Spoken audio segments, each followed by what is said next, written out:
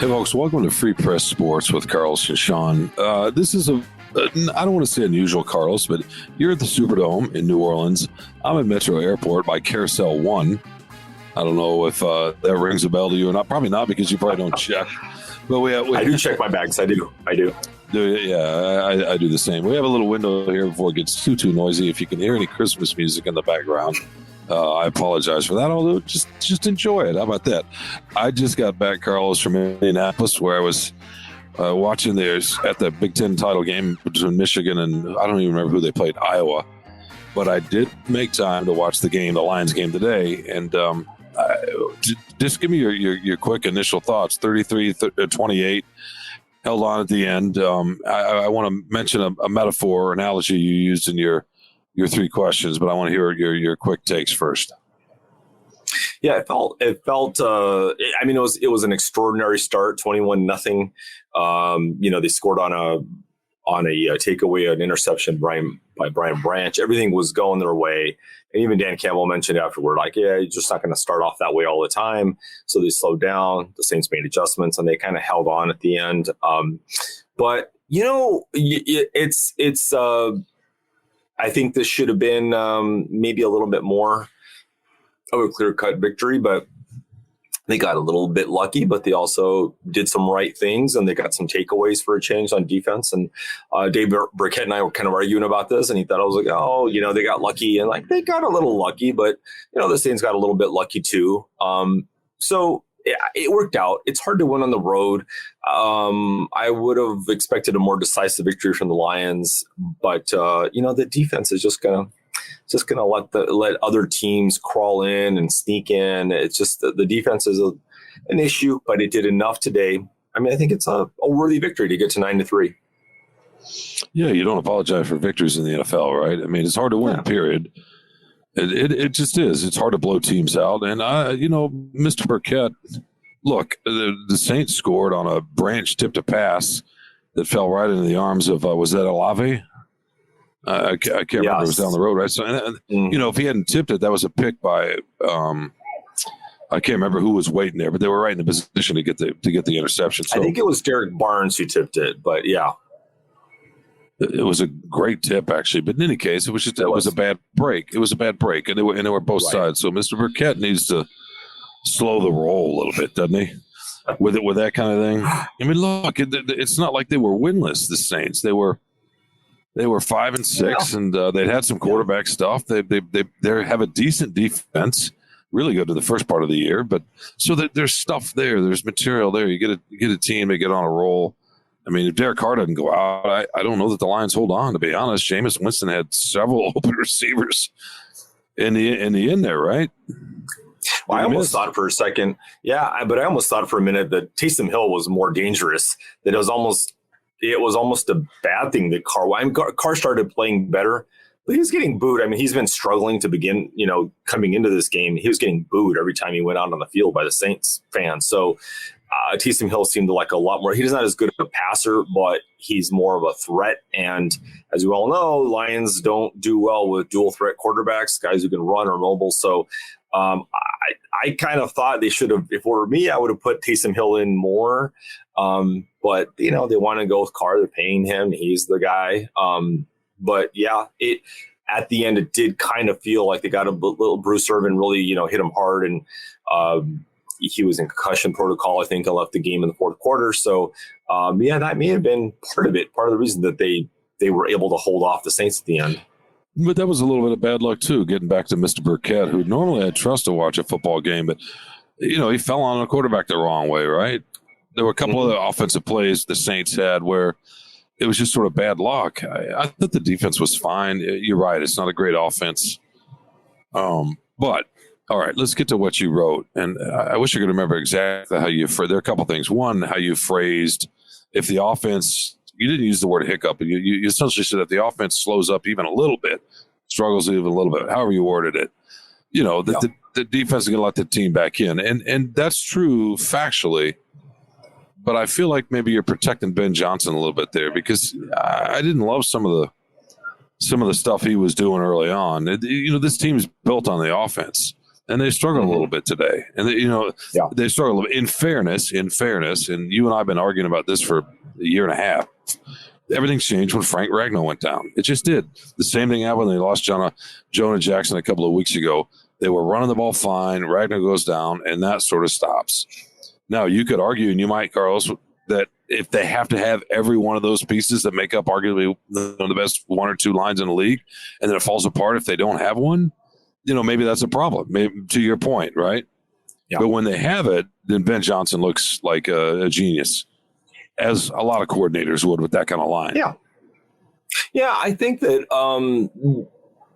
that's true to a certain extent. And, Frank Ragnow is an all-pro level player.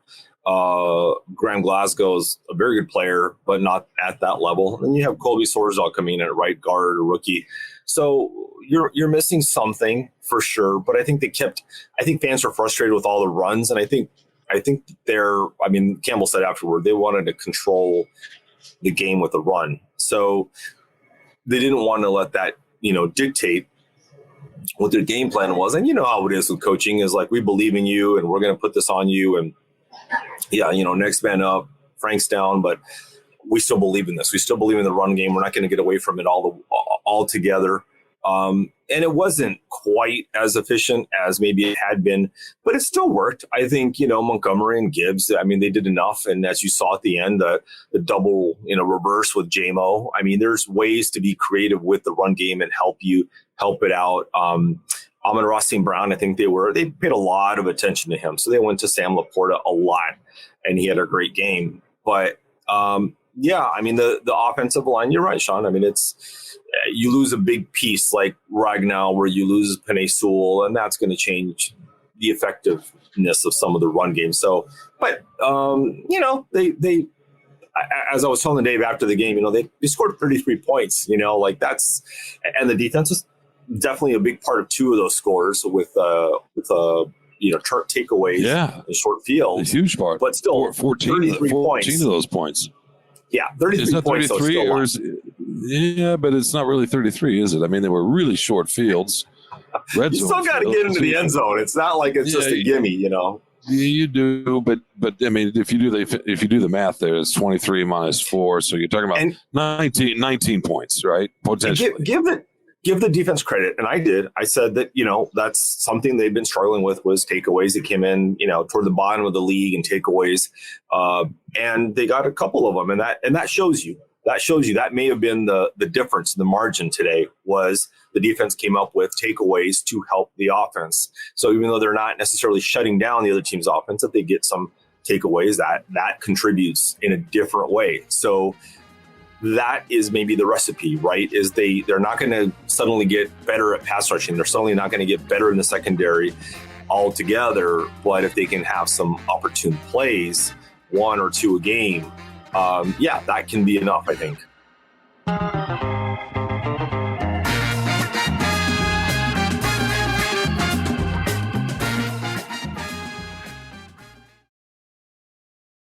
No, for sure. That's the key to the game, right? It's what they obviously didn't do against Green Bay. They haven't done lately.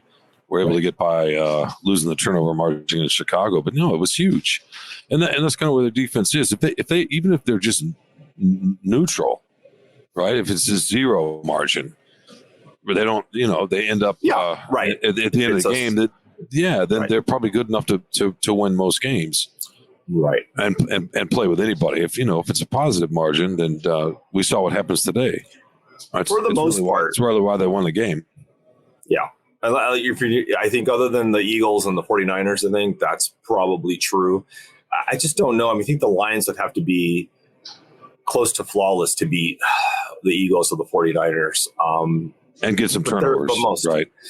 Yeah. If it's just even on the turnovers, 0-0 or whatever it is, I think those teams are just more, they've got better defenses. They're more well-rounded. And, the Lions, one credit to the Saints too, is one of the things they did was they took away Amon-Ra St. Brown. He did have a touchdown, but he caught very few passes. Like I said, they paid a lot of attention to him. And so they went with Sam Laporta, and he had a fine, really good game. Great game. But in the playoffs, you're going to take away a better defense is going to take away both those guys and still limit the run game. So that's where I think the offense is going to have a few problems, and then the defense. What are they going to do against, Jalen Hurts and Brock Purdy and those guys, and George Kittle and, there's just when a team has a lot of weapons and a mobile quarterback. They're going to have to outscore them, and it won't be easy against, especially the 49ers defense. Yeah, for sure. But that's where Jameson Williams comes in a little bit too. Maybe Gibbs out of the backfield, and if they're healthy in the offensive line, they should be able to run at least a little bit. I mean, Williams had a great contested catch early in the game over the middle. Yes, that's which was we kind of forgot about a little bit, but we're starting to see that a little bit more, and I think that's important. Our colleague Jeff, what's his last name? No, I'm kidding. Jeff, I'm tired. Jeff Seidel. Yeah, Mr. Seidel wrote about Jameson Williams, but I thought that, and he was talking about the reverse, and that was fun. But to me, that catch over the middle early on is very promising. As they get it later into this year, right? Yeah. Well, the thing that, sitting next to Dave Burkett, who sees everything, I mean, there were probably like 3 times where he said Jamo's like wide open, or he was wide open, down the sideline or whatever. And it's interesting how I wonder how much they use him as a decoy still versus really relying on him, really counting on him to get open and to beat his guy and make and win those contested catches down the sideline. Those are different. I think the crossing routes are a little bit more of a sure thing, and you throw it low and it's him or nobody. But if you throw it down the sideline, that you can get picked there, and especially if you're on your own side of the field, that's not what you want. So with him, I don't know. I don't know if the trust is quite there in Goff and in Ben Johnson to like, hey, let's count on JMO winning on the outside on this play or whatever and look for him.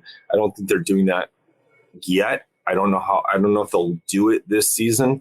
That may take a little more time to develop, but it would be fun. He's a fun player.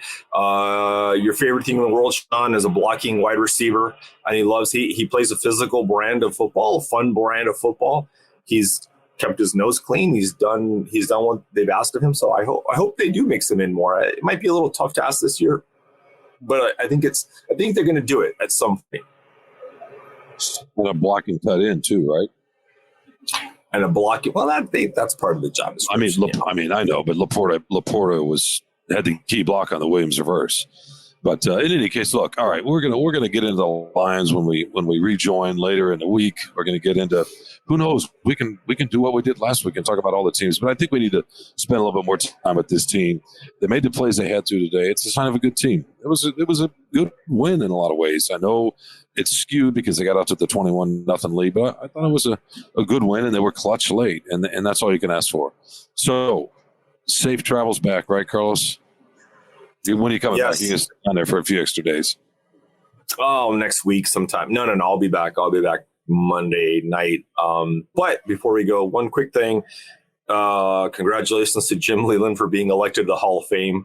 We're probably missing this conference call right now, but well-deserved honor. I'm glad that they didn't hold that he doesn't have enough rings against him or whatever the baseball nerds think sometimes.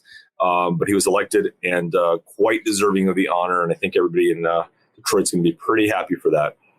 Great manager, and the tradition of the best coaches in general, and specifically some of the best in the history of this town. Few better than reading human beings and understanding human nature. He was brilliant at that. A lot like Chuck Daly, to some degree like Sparky Anderson. I mean, there's a list of them here. Dan, we've got one now on Dan Campbell. So it's always fun. Yeah, and absolutely congrats to him. All right, my man. Good to see you. Safe travels back home. Enjoy that city a little bit, and you and I will talk and get together in a few days. Sounds good. Thanks, Shawn. All right. Until then, we'll be until we're back with what's the name of our show? Oh yeah, Free Press Sports with Carlos and Shawn. All right, later, bud.